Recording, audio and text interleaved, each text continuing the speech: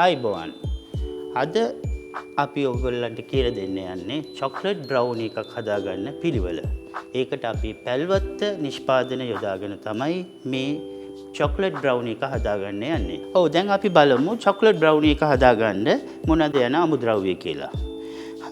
ඉස්සෙල්ලාම අපි Pelwatte butter gram 250කුත් icing sugar ග්‍රෑම් 300කුත් බිත්තර 5කුත් ඒ වගේම ඩාර්ක් චොකලට් ග්‍රෑම් 500කුත් කජු nuts walnuts originally chocolate brownie එකට වෝල්නට්ස් තමයි පාවිච්චි කරන්නේ.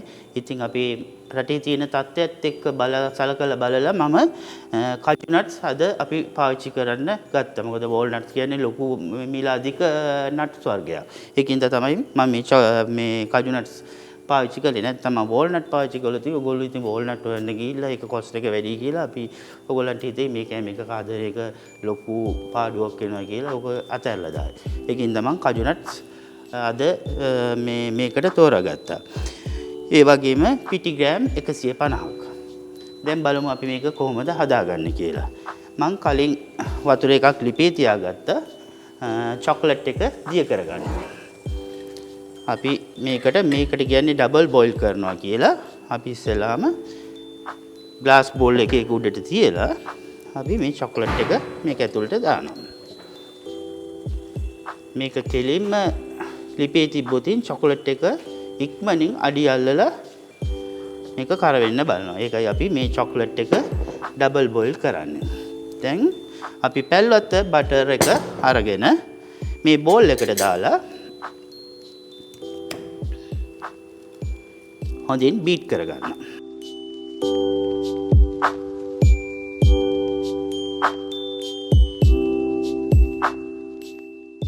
නිපුණි මේ පැත්තෙන් චොක්ලට් බටර් එක බීට් කරන ගමන්ම මම මේ පැත්තෙන් චොක්ලට් එක දිය කරගන්නවා. හොඳට මතක තියාගන්න චොක්ලට් දිය කරනකොට වැඩි වෙලාවක් මේ රස්නේ තියාගන්නේ නැහැ. මොකද එහෙම වුණොත් චොක්ලට් එක කර්ඩල් වෙනවා. කර්ඩල් වෙනවා කියන්නේ චොක්ලට් එක කැටි ගැහෙන්න බලනවා. තව එකක් තමයි චොක්ලට් වල විරුද්ධවාදියා තමයි වතුර. චොක්ලට් වලට වතුර චුට්ටක් හරි මික්ස් වුණොතින් චොක්ලට් එක සම්පූර්ණයෙන්ම කැටි ගැහෙනවා. ඊට පස්සේ ඒක යූස් කරන්න බැරි තත්ත්වයටපත් වෙනවා. දැන් නිපුණි බටර් එක බීට් කරන අතරතුරදී මම ඒකට icing sugar පොඩ එකතු කරනවා.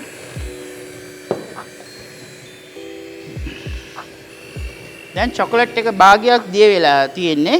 දැන් අපි ලිප නිවා ගන්නවා. මොකද මම කලින් කිව්වා වගේ චොකලට් එකට අනවශ්‍ය රසණයක් දුන්නොත් ඒ චොකලට් එක මේ කැට ගැහෙන්න බලනවා. දැන් අපි ගින්දර නැතුව රසණයක් නැතුව මේ චොකලට් එක තියෙන උෂ්ණත්වයෙන්ම දිය කරගන්න තමයි උත්සාහ කරන්නේ. මේ වගේ ටික වෙලාවක් කූරු ගන්නවා. දැන් ආයෙම අපි icing sugar ටිකක් එකතු කරගන්නවා. දැන් අපි මුලින් රෙඩි කරගත්ත බිත්තර 5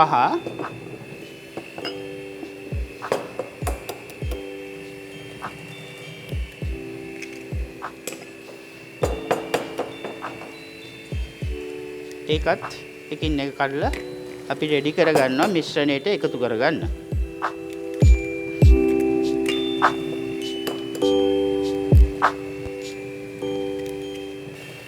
දැන් චොක්ලට් එක දිය වෙලා ඉවරයි. අපි ඒක ලිපෙන් බාලා ඩබල් චෙක් කරගන්නවා මේක හොඳටම දිය වෙලාද තියෙන්නේ කියලා. දැන් මට පේනවා පොඩි පීසස් වගේක් තියෙනවා. ඉතින් අපි ඒ ටිකත් හොඳට දිය වෙනකම් අපි දිය කරගන්නවා. චොක්ලට් එක දැන් දිය වෙලා ඉවරයි. දැන් අපි මික්ස් කරගත්ත බටර් එකට icing sugar base එකට මේක එකතු කරගන්නවා.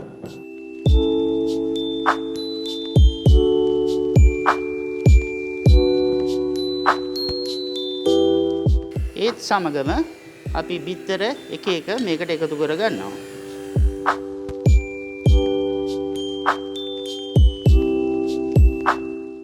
දැන් අපිට මේක බිත්තර අපි චොක්ලට් බ්‍රවුනි එකට එකතු කරගන්නේ මේ කේක් එක බේක් වෙනකොට සියලුම අමුද්‍රව්‍ය එකට බයින්ඩ් වෙන්න. ඒ කියන්නේ එකට එකතු වෙන්න. දැන් අපි මේ කලවම් කරගත්ත මිශ්‍රණයට පිටි ටික ටික එකතු කරගන්නවා.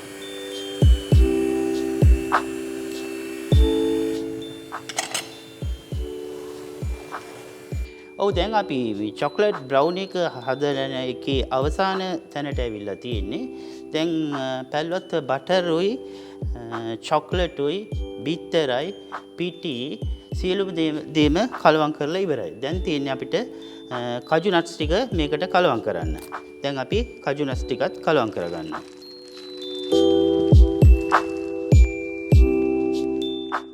ඔව් දැන් අපි මේකට කජු නට්ස් එකතු කරගන්න ගාම මේකට කජු නට්ස් උත් ඔයගොල්ලන්ට ගණන් වැඩි වගේ නම් අපිට පුළුවන් පීනට්ස් ඒ කියන්නේ රටකජු පාවිච්චි කරන්න.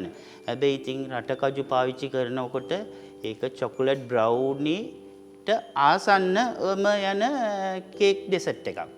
ඉතින් ඒ වගේම ඊටත් අමතරව ඔයගොල්ලන්ට බිස්කට් වර්ග ටිකක් කුඩු කරලා බේක් කරන්න පුළුවන්. ඒක හැබැයි චොකලට් බ්‍රවුනි නෙමේ. ඒකට වෙනම නමක් හදාගන්න අපිට ඔයගොල්ලන්ට ප්‍රසන්ට් කරන්න පුළුවන් ඔයගොල්ලන්ගේ ගෙදරට එන අමුත්තන්ට.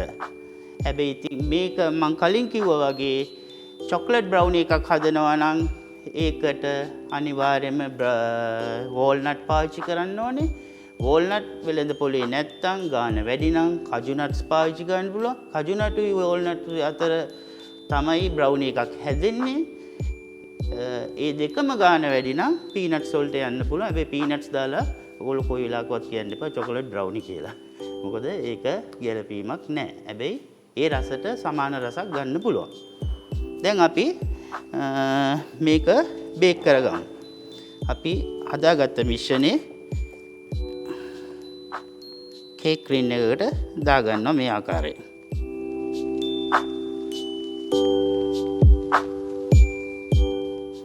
මේ ආකාරයෙන් දාගෙන අපි චුට්ටක් මේවා කරලා මේක බේක් කරගන්නවා. දැන් සෙන්ටිග්‍රේඩ් අංශක 150 විනාඩි 30ක් විතර.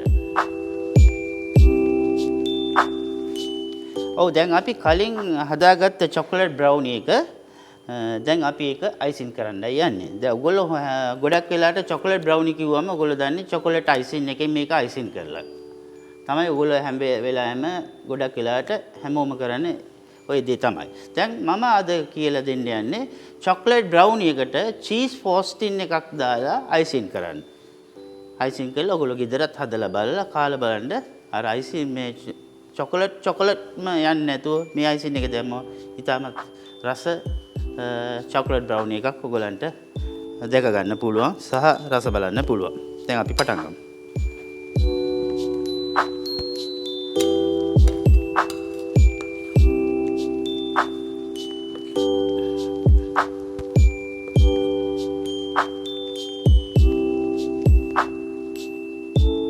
අපිට හිතනවා නම් දැන් මේක ගොඩාක් සුදු පාටයි කියලා උඩ අපිට පුළුවන් මේ ආකාරයට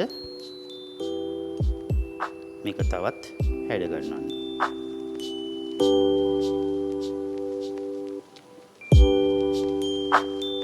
මම චොකලට් බ්‍රවුනි එක ගොඩාක් ගානිෂ් කරන්න යන්නේ මේක ඔරිජිනල් ක්ලාසික් විදියට මේක මම මේ විදියට තියෙනවා.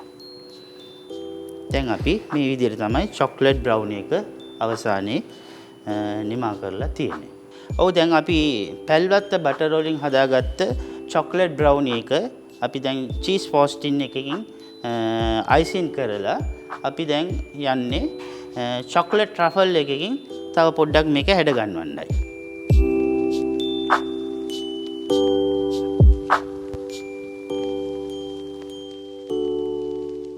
දැන් අපි චොකලට් බ්‍රවුනි එක සම්පූර්ණයෙන්ම ඉවර කරලා තියෙන්නේ. ඉතින් මේ විදිහට තමයි අපි චොකලට් බ්‍රවුනි එක නිමා කරගන්නේ. ඒත් එක්කම පැල්වත්ත බට පාවිච්චි කරලා තමයි මේ චොකලට් බ්‍රවුනි එක මේ ආකාරයෙන් රසවත්ව ලෙහෙසියෙන් පහසුවෙන් ඔබ ඔයගොල්ලන්ට ගෙදර ඉඳන්ම හදාගන්න පුළුවන්.